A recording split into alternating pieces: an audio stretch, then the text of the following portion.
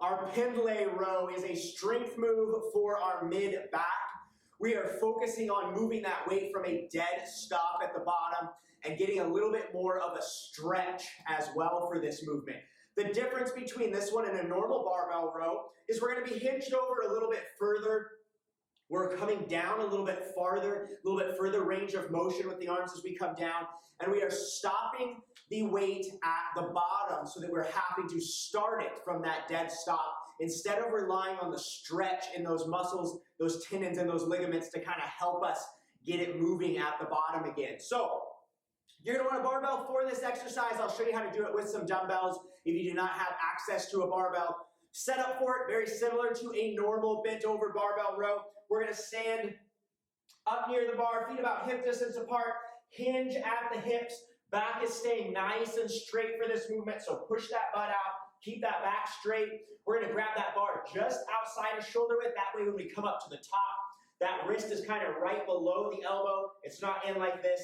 It's not way out. It has a neutral grip. It's easy on the wrist that way, and we can focus all that energy on the back. So hinge on over, grab that bar. We're going to pull that bar up towards the sternum as we squeeze those shoulder blades, and then control it all the way back down until it is resting on the floor again.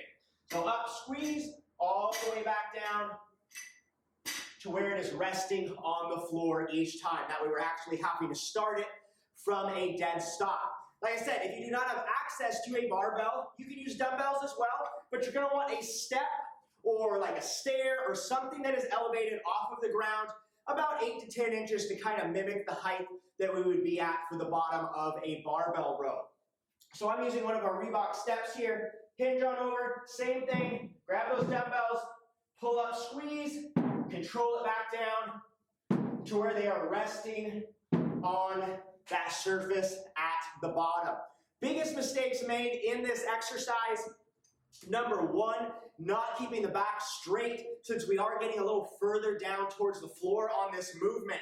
A lot of times people will make up that distance by hinging on over and then rounding that back to get all the way down.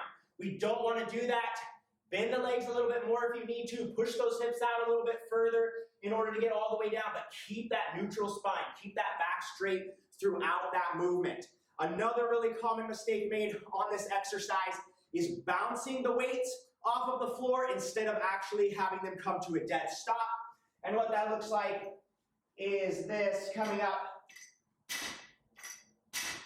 bouncing it at the bottom. We're not getting the full benefit from this exercise by doing that. Make sure you're coming down to where you're actually having to start it from that dead stop. Start off with a little lighter weight than you would normally do on a regular barbell row for this exercise.